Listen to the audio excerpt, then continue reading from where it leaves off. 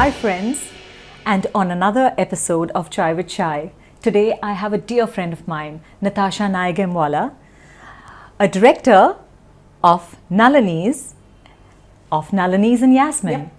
And it is so exciting to have her here because she's always putting all those tresses of hair together. And today I am here to do the backward comb. And we are going to go back into her life, go into her heart and into her soul. And when she's ready to pour all this on this platform with me. So happy to have you here, Natasha. So happy. I'm so happy to be here, Sharmila. I know. I mean, apart from the fact that I think it's a little long overdue that I'm on this platform. I have to say, you've been doing a few of these, and I'm quite looking forward to this. I'm really proud of you. Thank you, Natasha. I think you're doing an exceptional job. I think that chat that we had really made this thing happen, right? I think so, right? I mean, exactly. We didn't procrastinate. We said we used the word procrastinate. Yes. Let's not procrastinate. Yeah, so we are done. I'm very, very glad, very proud of you that you pulled this together. Yeah. So Natasha, have a nice cup of tea I made for you, and I know how you like it with a lot of tea with sugar and a lot of milk. A lot of milk. That's how I like it. Nice and strong and sweet. Yeah, I know. This is a lovely set of mine from Villeroy and Boch, Oh, so pretty. Yeah. That's so pretty, my God. Lovely. A lot of milk, okay? So that goes for you. Lovely. I'm really, really looking forward to this, Sharmila. Yeah. Let's get the scoop. Okay. So, Nats, I know that we met years ago, and the common factor was Siddharth, I must say. And then you go and marry Siddharth Bangera, my yoga teacher. I think he's the most fabulous yoga teacher I've ever known. Not that I know too many. He was my first. And he has helped me not just through, because my body was, going through my own pains and troubles, but he's healed me inside out. I'm addicted to yoga now, and I'm addicted to coming to class. And I'm so happy that, and then I come there and I do my hair with this girl, and it's like fabulous because it's like a family thing now. So, Natasha. I feel the same way. First, when I think about this man in my life, apart from the fact that I've met him in a similar scenario to you, he was my yoga teacher. Yeah. Right? And then along the way, that dynamic changed. He will still, of course, always be my yoga teacher. In that capacity, in that space, he's always going to be my yoga teacher. Yeah. And yet, my dynamic with him changed because I got married to him. But he truly is. I say this to him, I say this to people all the time. What he's done for me physiologically, mentally. I mean, I remember the first time I started coming to his class. Something as simple as, and how Siddharth is. Yeah. He's so straight to the point. He's so curt. I used to have this very, very inconsequential thing that would happen to my body, right? So my knees would tick continuously. Every time I walked, every time I took a step, there would be this constant tick. Really? Tick. Okay. Tick. It happens with my elbows. It happens with all my joints. And I asked him this. I just said to him, I don't know why this happens. And he looked at me and said, have a teaspoon of ghee. You know what I'm saying? And you don't even realize how he's going to make a change in our bodies. Yeah. You've been through something so significant yourself. So many things. Yeah. But I remember the shoulder. My shoulder, I had a burn on my foot. Yes. And I'm telling you, he's wrapped my foot with an entire full burn. I mean, he's so close in that way. He doesn't even, it was a festering wound, and he's still. My Lord, it was frightful. Yeah, he's healed me a hell of a lot. Exactly, and he's done that for me, and I've seen it along the way. So I mean, if I have to think about Siddharth, I think about him in these two very, very different lights, because Siddharth, as my yoga teacher, I mean, what he does for me as my yoga guru. So you do yoga at home? Never. No? I think you must be practicing it because now you've become like the ace of the class. No, I just love it. Yeah. I truthfully love I really do. I mean, I was the type of person that I just didn't like the form of monotony in most exercise. Yeah, true. You know what I'm saying? I didn't like, I'm a very strong swimmer. And I like swimming, I enjoy swimming, but just if I was required to do it back and forth, the monotony of it bored me. Correct. When I started yoga, apart from the fact that it had this healing benefit in my life, but it also was so vast and so intelligent. And I mean, so intelligent. I've seen what he's And been he able keeps to getting do. better and better and Keeps getting better. better and better. But if I were to take that into our personal space, I don't think it'll be maintained. That is his private time. For his private, very sacrosanct to him. So was he your first boyfriend? See,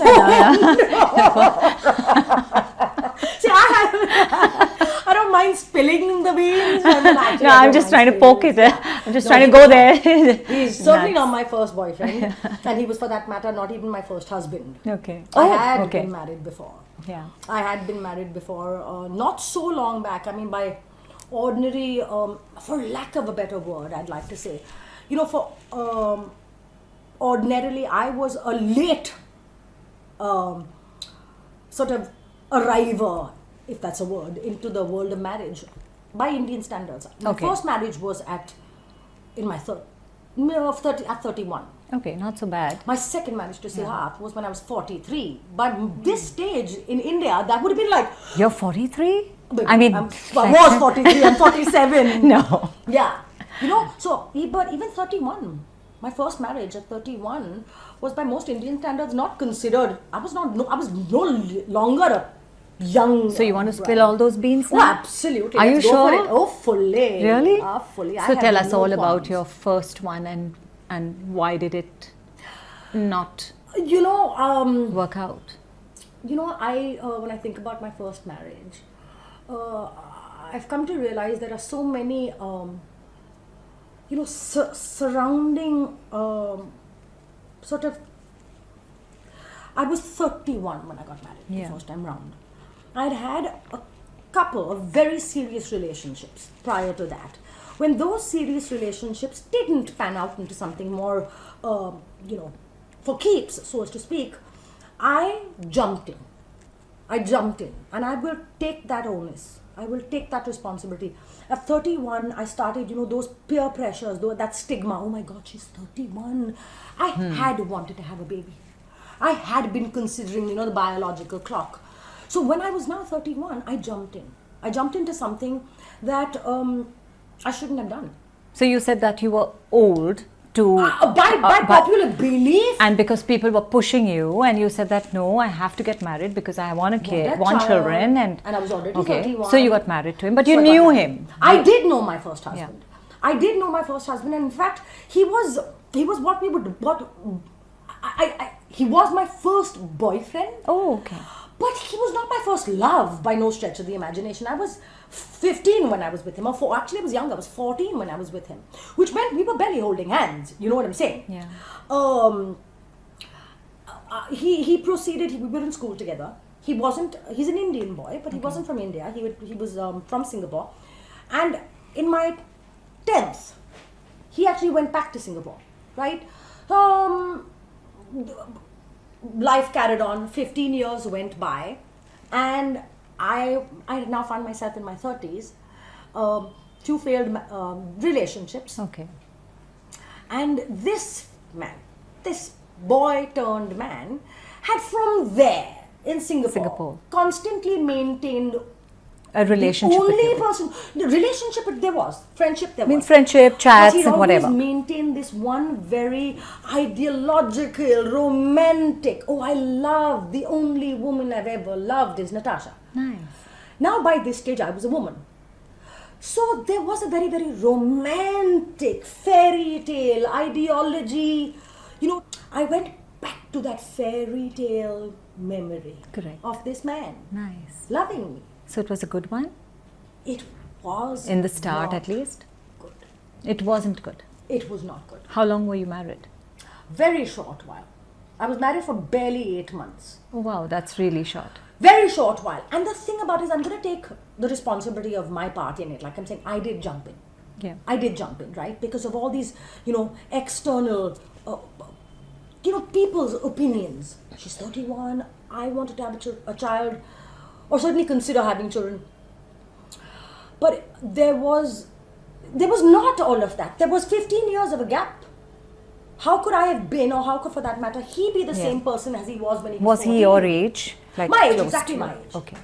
But, like I'm saying, these fairy tale notions that we have of life. So what went wrong? it was a shock.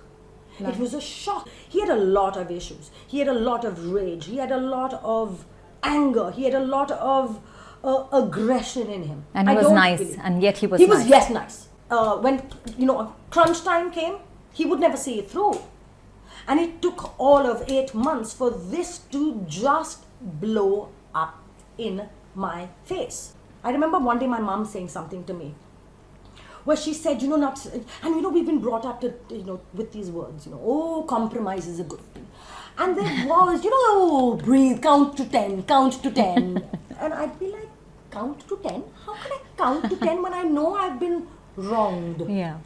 What does count to 10 do when I know I've been truthfully wrong? Yeah. Does it dissipate? I'm presently alive now, right? So I said to my mom, I said, I'm presently alive right now. Yeah, it must have been why hard. should I have to give up on this life? Yeah. The life I'm living presently. Yeah. In the hopes of, him 40 years later, 30 years later, turning to be the most kind, generous, gracious man. Yeah. Why should you work on that? No, and why should I give up on my, like I'm saying, to me it felt like a form of imprisonment. Yeah. Sure. And I was not willing to tolerate that. I was not willing to give up on that. Yeah. We've been led to believe so much. By all the time, marriage is a tough institution. Of course it's a tough institution. Marriage is a sacred institution. Of course it's Yes. Marriage was like, okay, you have to just compromise and you have to be there. Stay in it. Yeah. Stick in it.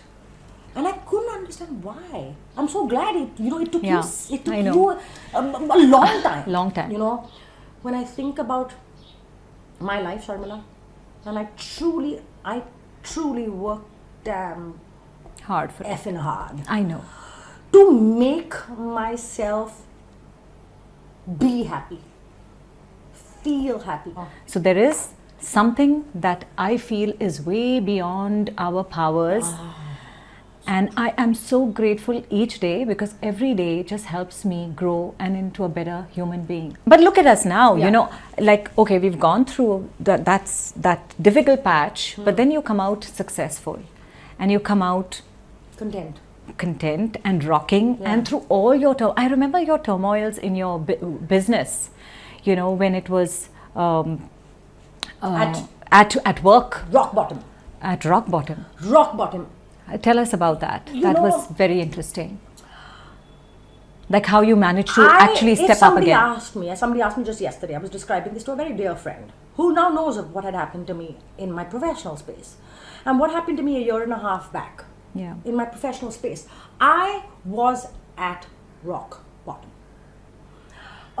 Actually, I was discussing this with somebody in our class. Okay. The yoga class. The yoga class. Somebody I'm friendly enough with. And he said to me, but nuts, I never saw it. And I said, thankfully I made off the kind of great, my first marriage failing was a walk in the park in comparison. Sharmila. That was a walk in the park. That failure required me to go in for counseling. Really? Yeah. But it didn't break me as much as what happened to me last year in my professional space. Okay, you're saying you went for counseling for the marriage thing, the breakup. And yet, like I'm saying, if we put things into perspective in our lives, we'll realize what stigma tells us should be the hardest thing in our lives doesn't necessarily have to be the case. Because I've experienced it for myself. By popular demand, one would think a failed marriage should be what breaks a human being, didn't break me. And yet what happened to me in my professional space last year that shook you up. Nearly did break me. I think there are a few of us in this world that actually are fortunate enough to find jobs and careers that they actually truthfully do love. And I've always maintained part of the reason I love my job is because of what it makes me feel. There is a selfish gain in it for me. When I can make a human being feel happy, whether it be for the hour, whether it be for the coming week, whether it be for the coming month, if I can make somebody feel better about themselves, Which they do feel. Which they do feel often, am I not making myself feel better? I certainly am. Like I'm saying, half of it is selfish. I'm not even denying. It's not selfless. No, because makes you me love feel your good about work. So I do love my work. So it's like you're playing. It's your playground. It's my playground. It's you know what I'm saying. It's there's such diversity in what makes me feel good about this job. There's the human interaction. Correct. You know, I'm getting to know people. I'm getting to know different types of people. Because people put their head, they're putting their trust in you. That. One of the downsides of the job is that I hear women more than men so self-deprecating. Yeah, we do I don't that like all my the hair, time. I don't like my chin. I'm so I have fat. a fat face. I have a big bum. I have a big belly. I have big arms. You know. Yeah. We have Yeah. so much self-deprecation. Because of the competition, I guess it's everybody is just trying and working so hard towards their look. It's so fake. We need to break this It's to so some fake. degree. Yeah. You know, we need Yeah. to break it. Nobody's saying take the time and don't make the effort. Yeah. Of course, Make the the effort. But don't let it consume you to a point wherein you feel less about yourself. I hate my double chin. Okay? I don't know which part of It's this my it is. little You're gorgeous, eye. darling. You're superb. It's You know what? I see your soul. I see you as I don't see anything. And we've seen each other like in the worst. Because I come with my in a sleepy hair mode and bad hair and whatever, and then back at yoga like we are with no makeup No and makeup. hair all tied in a bun and just sweaty, betties. sweaty everything. And I just think that we need to say, so what? This is what we are. Okay, Natasha, lovely having you here. Love you, darling. I love you And too. hope to see you soon at maybe the yoga class. Salon. Or the salon. Yep. Yeah. And please visit her salon. It's really nice. It's really so sweet and just, very cozy. So, and if you're liked hearing us on this channel, please like, share or subscribe. Please, we love you. And that's why we're bringing people like this on this platform to share all their ingeniouses. Being human is my journey. And I would hope to see you soon again. Bye.